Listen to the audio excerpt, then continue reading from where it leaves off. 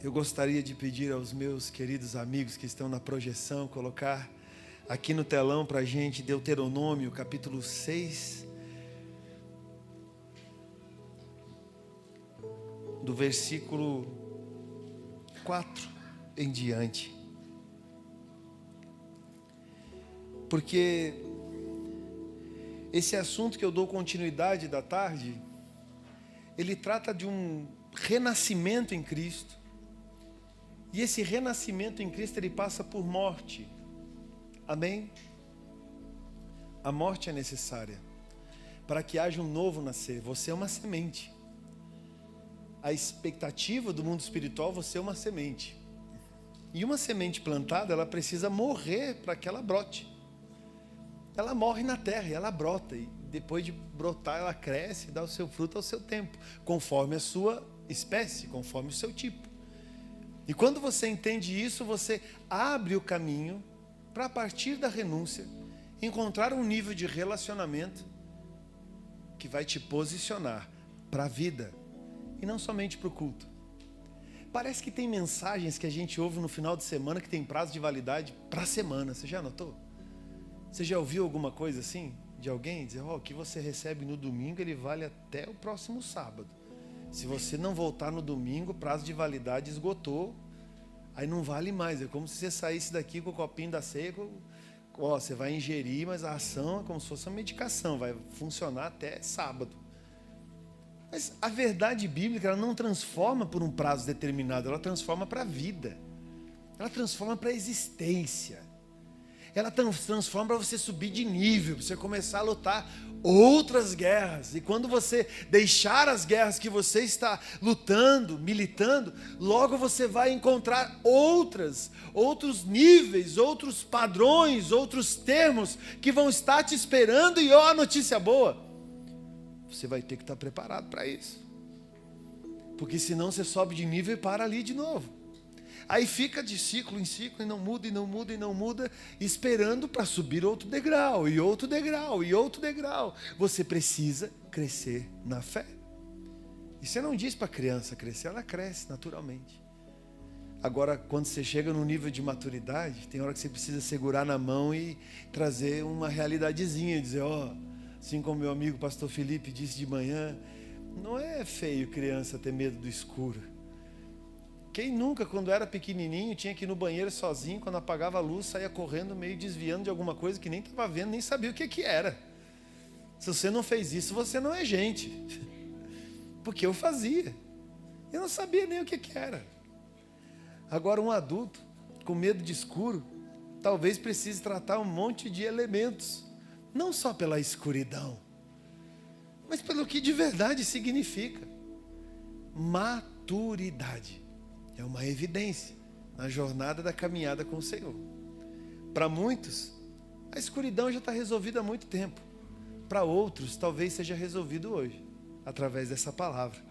E que ela não tenha prazo de validade na sua vida, em nome de Jesus. Amém? Você pode mudar o texto para mim? Porque eu vou voltar um parágrafo.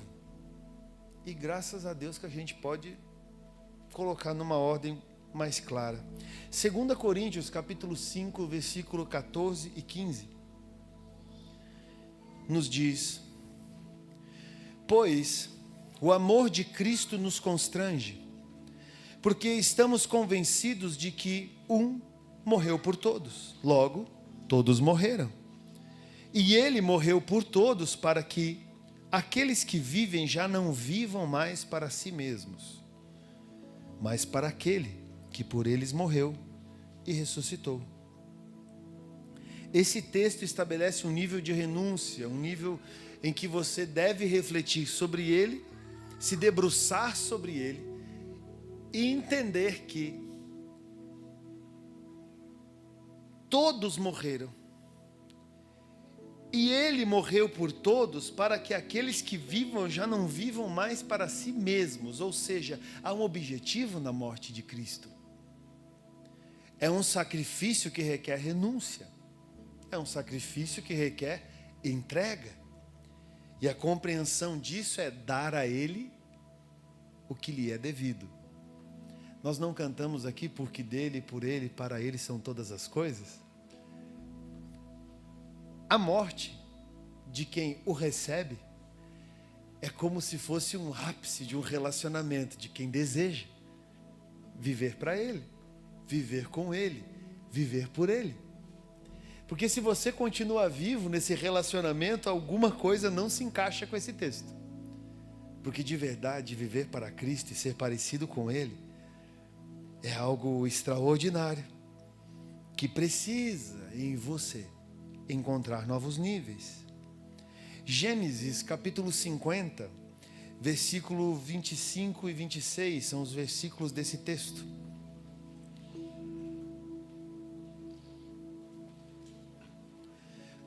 E José fez que os filhos de Israel lhe prestassem um juramento, dizendo-lhes: quando Deus intervier em favor de vocês, levem os meus ossos daqui.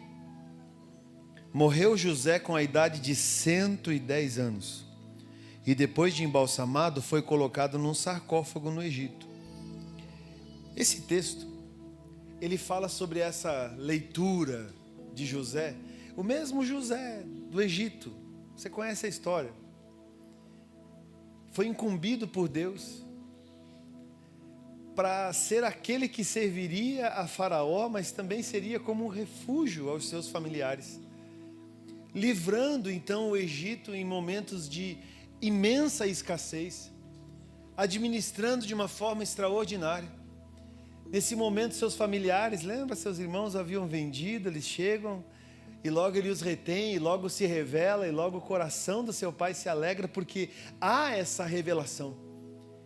E a partir de então eles se estabelecem na terra do Egito, que serviu como uma boia.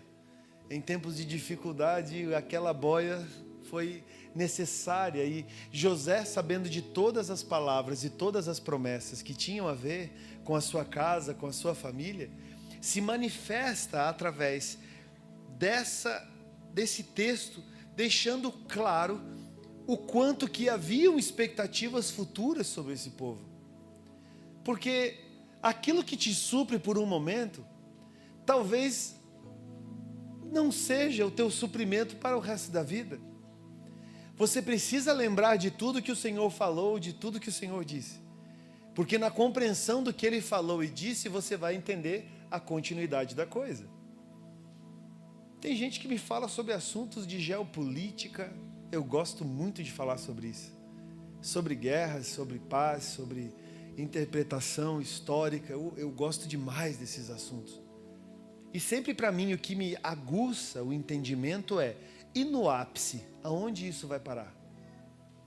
Qual é o ápice de uma política palestina apresentada por um grupo organizado chamado Hamas? Qual é o ápice? Eles na sua soberania máxima, na sua interpretação de sociedade máxima, o que acontece com o ser humano? O que acontece no ápice do socialismo? O que acontece no ápice do comunismo? O que acontece no ápice do capitalismo? É você conversar, só trocar ideias sobre isso. Bíblia é permitida? Culto religioso é permitido? Liberdade de expressão é permitida? Aí você vai pensando, trocando ideias sobre isso, e isso aguça a ideia. É como se José, em algum momento, com a sua idadezinha, estava novo, né? Bem de boa, 110 anos, refletindo por tempos, dissesse: o que o Egito significa para minha casa, para a casa de meu pai, que veio parar aqui por um motivo, o que ele vai significar daqui a 10 anos, 20 anos, 50 anos, 300 anos? Quais são as palavras que há acerca desse assunto? Ele deixa muito claro, sobre o que Deus disse ao nosso pai Abraão: vocês têm uma responsabilidade para comigo. Quando vocês saírem daqui, peguem os meus ossos e leve-o com vocês. Do jeito que tiver, por favor, conduza-os ao cumprimento da palavra de Deus, porque esse aqui não é o nosso lugar. A gente só está aqui por causa de um escape. E por favor, me leva para frente. Eu não quero passar a eternidade aqui, não. E pelo que eu estou sabendo na história, logo vai haver uma grande redenção na humanidade. Eu quero estar por perto. Ele sabia que o Egito era lugar de passagem e não lugar de estar. Você já esteve num lugar por um determinado tempo e sabendo que aquilo ali é transitório, que não vai muito adiante? Você precisa se fazer essa pergunta muitas vezes na sua caminhada, para que você não se perca, perdendo tempo em coisas que o Senhor não tem um desfecho favorável. O desfecho do Egito não é bom, mas o desfecho do Senhor para os seus sempre é positivo. Eu é que sei os pensamentos que tenho sobre vós, diz o Senhor, e são pensamentos de paz e não de mal.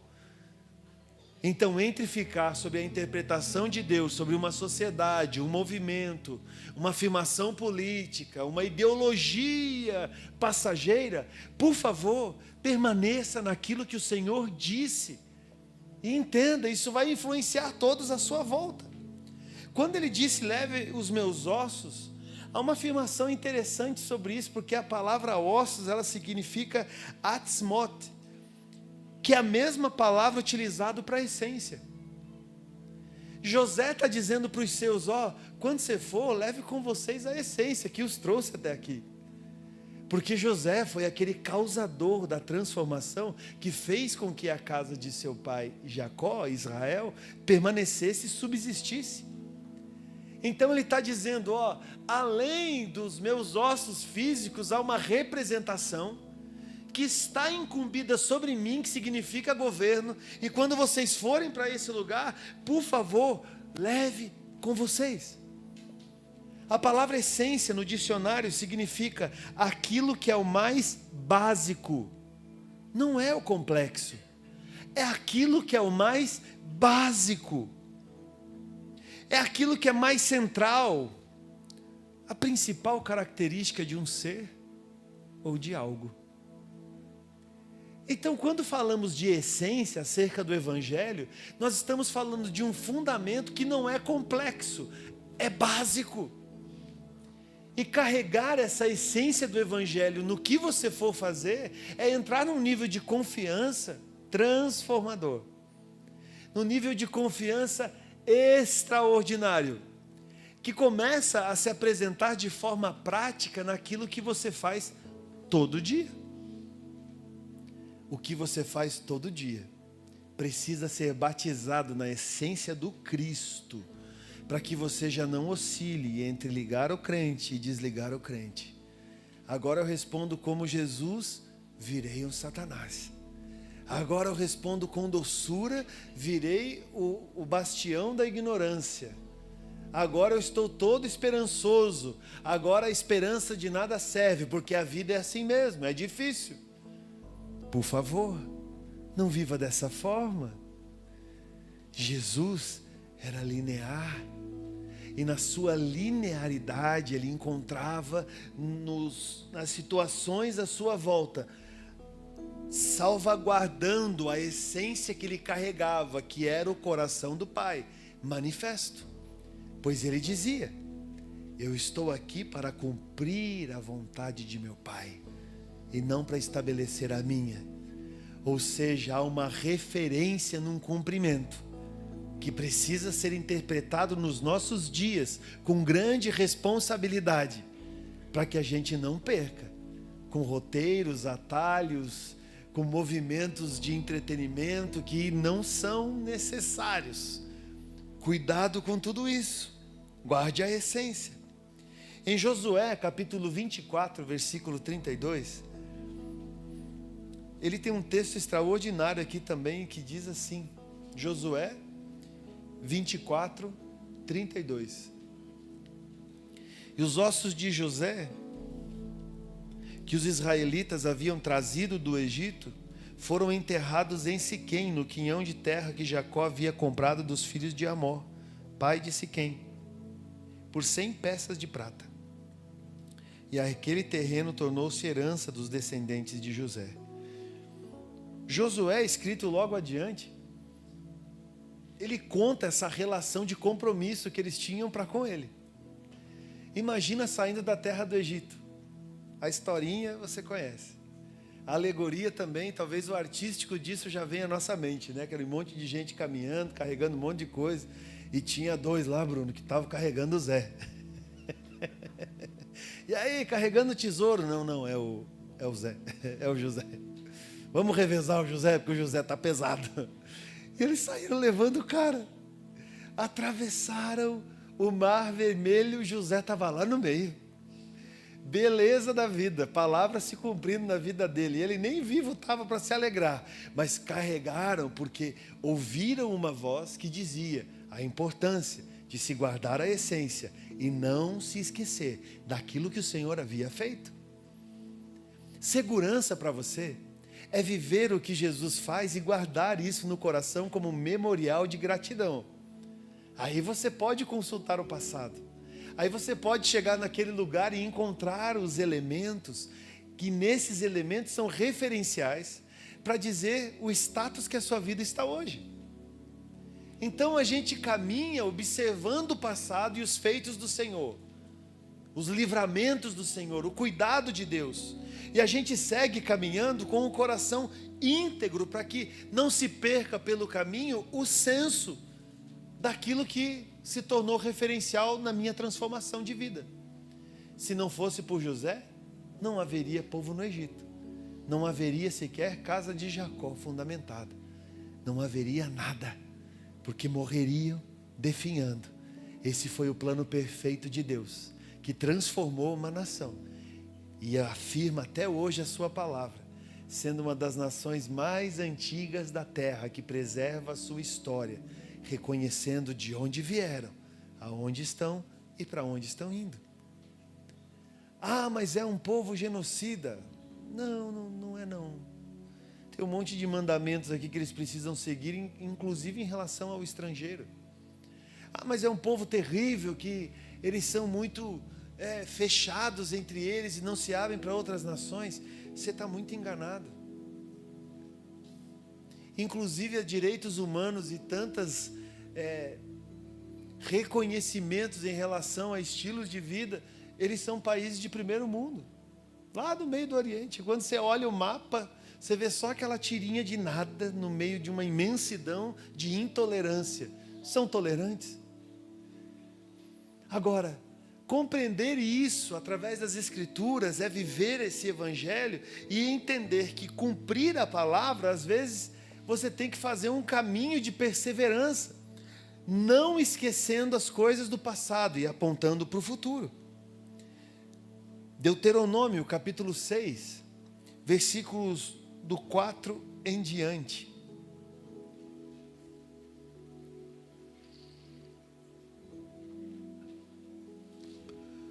Ouça, ó Israel.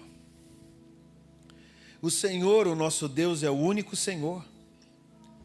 Ame o Senhor, o seu Deus, de todo o seu coração, de toda a sua alma e de todas as suas forças.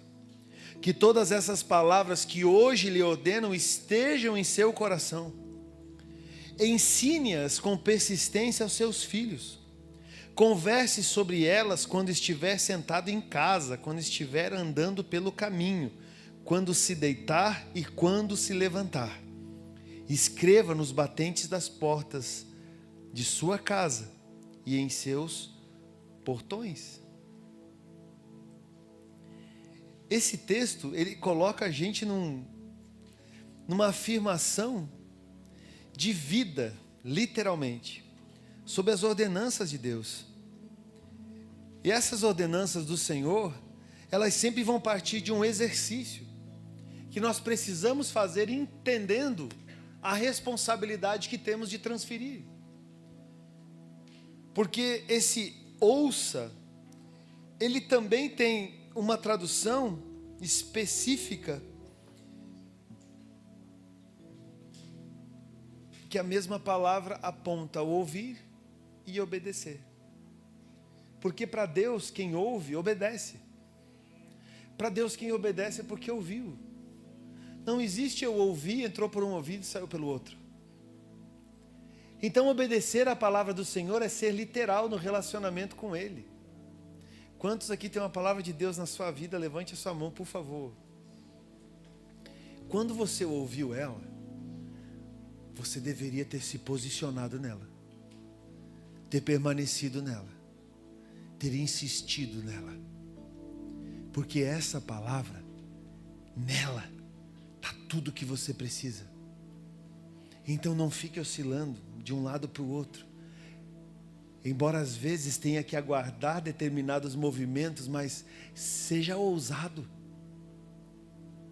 Seja uma pessoa ousada, seja uma pessoa encharcada de confiança e caminhe nessa ousadia e nesse encharque de confiança para que o tempo não passe mais 10 anos, 16 anos, 20 anos, fazendo um monte de outras coisas que você não foi chamado para fazer e está perdendo tempo, sofrendo. É por isso que você faz de mau humor. Por isso que você sofre. Não é para você sofrer.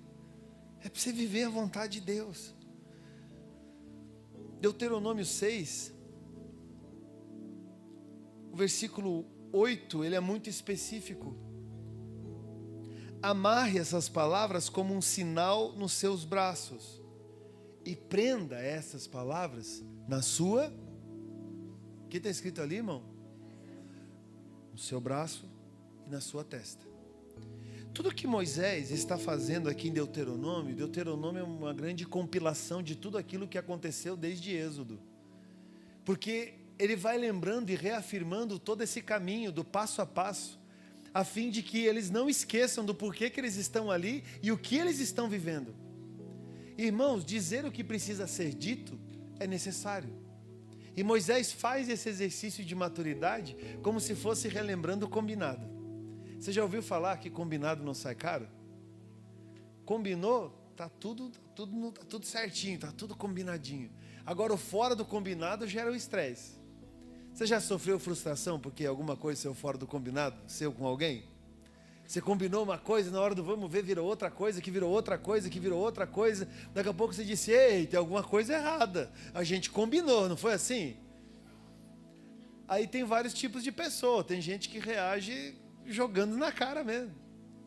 Tem gente que reage ficando quieto por séculos. Tem gente que reage da maneira mais tranquila possível, dizendo, ó, não faz mais isso.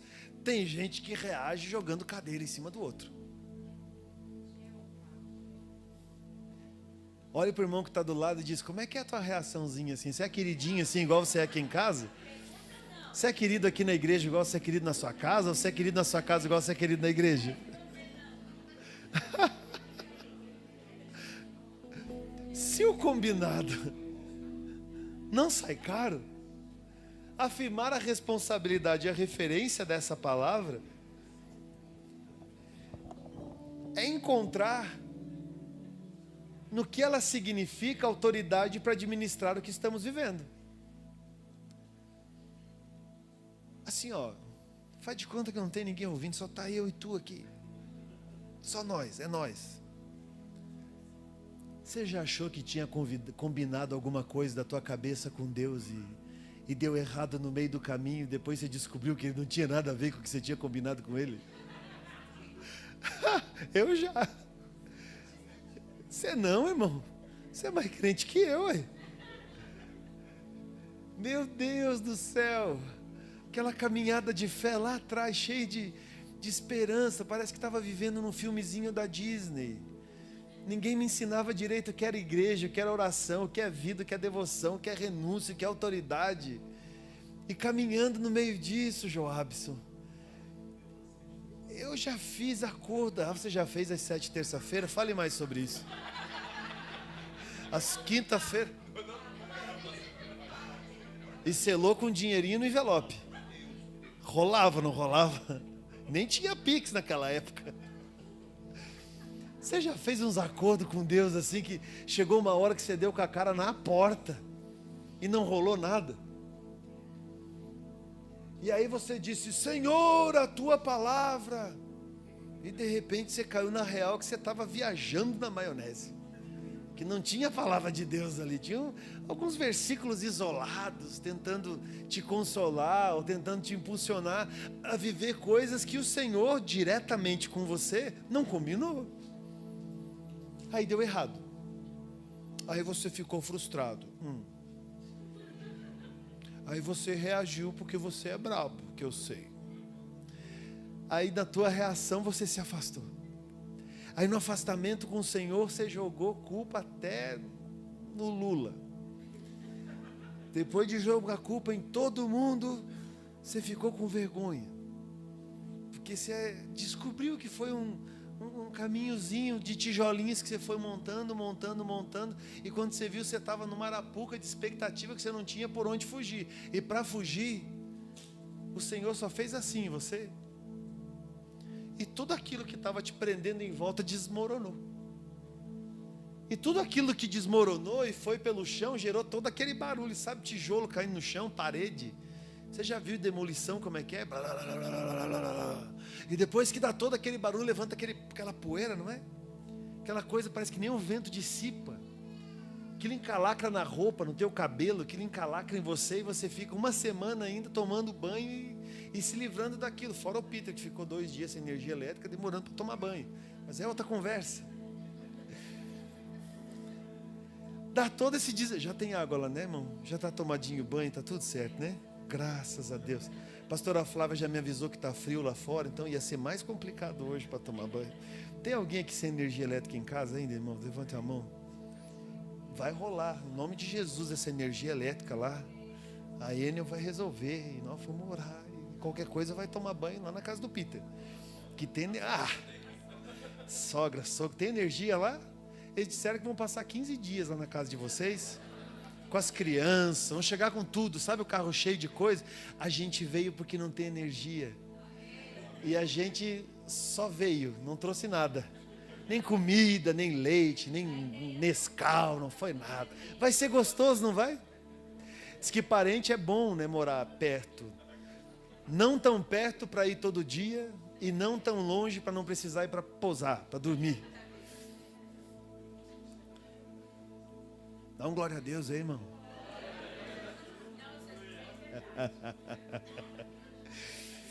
No meio dessas alegorias, desse desabar, dessa estrutura à sua volta, você ainda fica limpando muito daquilo, porque da sua cabeça foi construído essa estrutura, o Senhor derruba essa estrutura, quando ela cai por terra, gera uma série de sequelas e você precisa administrá-las. Ao administrar essas sequelas, essa poeirinha fina, aquela que você passa a mão na testa e diz, meu Deus, eu estou ainda lidando com isso. Logo o vento do Espírito vem, logo vem uma chuva da parte de Deus e você começa a sentir aquele cheirinho de terra molhada, que dá uma esperança no coração. Quem gosta de campo sabe o que isso significa.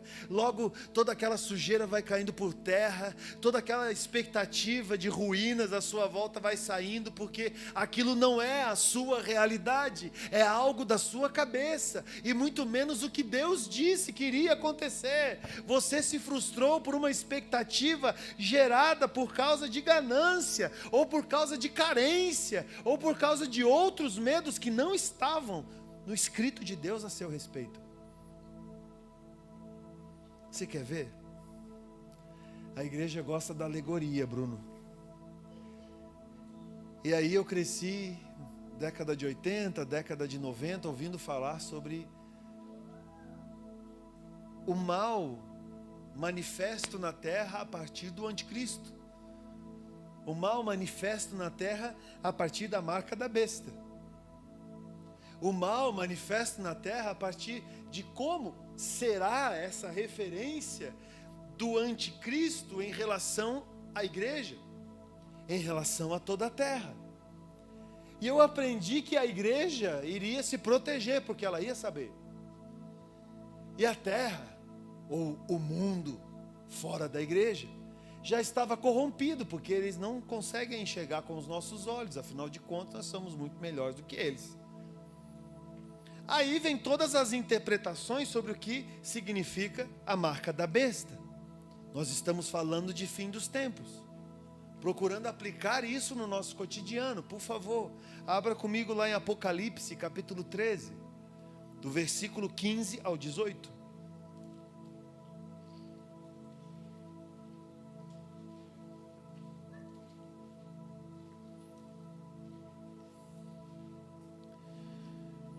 Esse texto fala sobre a besta. Depois você lê completo.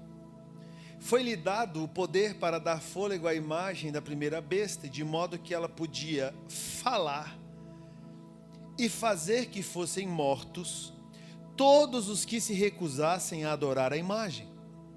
Também obrigou todos, pequenos e grandes, ricos e pobres, livres e escravos, a receberem certa marca na mão direita ou na testa, para que ninguém pudesse comprar ou vender, a não ser quem tivesse a marca, que é o nome da besta ou o número do seu nome. Aqui é a sabedoria. Aquele que tem entendimento, calcule o número da besta, pois é número de homem. Seu número é 666. Quando nós lemos isso, nós vemos um apontamento de um ápice, que será essa manifestação no fim dos tempos, na pessoa da besta, sobre um tipo de gente, que espalhado sobre a terra vai carregar essa marca em si. Quando você faz uma comparação entre Apocalipse, no texto que lemos agora, e Deuteronômio, no capítulo 6, você vê que há uma similaridade. E é onde desconstrói toda essa expectativa oitentista e noventista, e se você buscar na história da igreja, se busca muito essa visitação, do que significa esse número. Eu aprendi que era o cartão de crédito. Depois todo mundo descobriu que o cartão de crédito só mandava a gente para o Serasa. Depois era o CPF. Aí depois o CPF só servia para ser clonado e outras coisas. E depois é RG, e depois é isso, e depois é DNA, depois é retina, depois é digital. Irmão, já foi de tudo na face da terra. Só não perceberam que a interpretação de Deuteronômio está em Apocalipse. Por um simples termo. A mão são os mesmos parâmetros. Ela significa o seu serviço. É um serviço corrompido e caído, porque faz sem saber o porquê. Não glorifica a Deus com a existência, com aquilo que faz, porque Adão foi criado para o governo. O homem foi criado para o exercício do sacerdócio, glorificar a Deus por aquilo que recebeu como incumbência, ter autoridade sobre as coisas, e isso se perde, mas se continua fazendo. E se continua fazendo de um jeito errado, faz sem autoridade, ou seja, compromete aquilo que deveria ser autoridade. Você está me entendendo, irmão? E na testa, pastor? Na testa é uma referência sobre o entendimento. Que fazer as coisas sem a ótica de Deus, sem a clareza de Deus, sem a vida de Deus, é fazê-las sem um entendimento correto. Porque o homem tira Deus da jogada e resolve fazer por si mesmo. E funciona, mas não flui. Pode dar dinheiro, mas não prospera. Pode gerar um bem-estar, mas é corrompido, porque faltam valores. Pensa comigo. Se você tira Deus da sociedade, você tira todos os valores e os parâmetros de certo e errado. Entre o fazer e o pensar. Fazer de forma corrompida, de qualquer jeito, sem fundamento, vai dar errado. Pensar de uma forma sem Deus como centro e a referência, vai dar errado. Então as intenções se perdem pelo caminho, e como diz o ditado que não está na Bíblia, fique tranquilo, de boa intenção o inferno está cheio. Ou feito é melhor do que não feito. Agora, quando você coloca Deus, existe mais do que intenções, a verdade por trás das atitudes. E quando você coloca Deus como fator moderador, existe mais do que feito é melhor do que não feito. Existe um zelo pela excelência do que significa fazer, do que significa estar. Então a gente começa a compreender que um apontamento do fim dos tempos é uma cauterização que faz com que a vida se perca entre o que se faz e o que se pensa. Como que se derruba uma sociedade? Tirando os valores dela. Como é que se arrebenta com uma cultura, com uma contracultura? afirmando geracionalmente, com expansão, devagarzinho, sem pressa, assumindo o território, só porque está implantando uma nova ideia. E a ideia de Deus sempre foi proximidade, pastora Vicky. Sempre foi relacionamento. Sempre trouxe a gente para perto. E essa marca da besta, ela se apresenta como um humanismo, que não precisa do Senhor para absolutamente nada. Agora, não bastasse isso, tem que depreciar o que o Senhor significa, achando que o Senhor pode ser depreciado, porque Ele continua sendo o Senhor de toda a terra, e toda a honra, toda a glória, a Ele pertence. Efésios capítulo 6, versículo 17. Paulo dá esse conselho ao povo de Éfeso, trazendo para eles uma clareza. Usem o capacete da salvação, ou seja, o que se refere à sua mente, precisa estar fundamentado em Cristo, porque Ele é a nossa salvação. E também tenham na sua mão a espada do Espírito, um E escrito com maiúsculo, que é o próprio Espírito de Deus, que é a palavra de Deus. Porque isso para vocês é um argumento de força. Então, não queira justificar a sua vida espiritual com argumentos humanos, e muito menos lutar guerras espirituais com armas humanas. Vai dar errado, não vai produzir efeito, vai gerar frustração, você vai ficar mal, não vai resolver, você vai sofrer com isso. Como que vive, pastor? Protegido. Como que faz, pastor? Da maneira correta. Como que eu estabeleço o nível de fé na minha caminhada? Estando com o Senhor, recebendo a sua instrução, manifestando a sua vontade. Estabelecer e manifestar tem a ver com o roteiro dele, e esse roteiro dele está disponível a mim e a você. Viver isso é encontrar a possibilidade nessa caminhada de ser sondado. Salmos, número 139, versículo 15.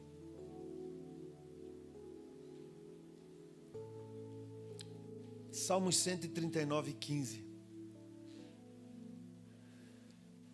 Meus ossos não estavam escondidos de ti, quando em secreto fui formado e entretecido como nas profundezas da terra. Pode deixar o 15. Essa visão é do meu íntimo, e pegamos a mesma palavra ossos e voltamos à origem, que também se interpreta como essência. A minha essência precisa estar revelada a Deus de tal forma que você já não tem mais blindagenzinhas religiosas à sua volta, a fim de que Ele acesse o seu ser e traga uma interpretação real, longe das alegorias religiosas, mas real sobre quem você é, para que de fato você viva a vida que Deus tem. E não sofra mais. Sabe qual é a dica? Morra de uma vez. E que não pereça mais. Sabe qual é a dica? Deixe de lado o seu argumento. E que não sofra mais. Sabe qual é a dica? Levante a cabeça, respire fundo e continue caminhando, declarando a glória de Deus. Não somente pelos seus planos ou seus projetos. Ele vai segurar na sua mão no caminho. E logo você vai perceber que não é só um lado a lado, mas é um ser conduzido. E ao ser conduzido, você vai entendendo na soberania dele tudo o que você precisa, que é a instrução. Jesus disse que nos enviaria o Espírito, e o Espírito nos ensinaria todas as coisas. Então quem caminha na fé e não acredita na revelação do Espírito como parte da instrução, é porque talvez não confie no sobrenatural de tal forma, a fim de mergulhar nisso com autoridade e viver novos dias. Os dias que o Senhor tem para mim, os dias que o Senhor tem para você. Por favor, curve a sua cabeça e feche os seus olhos.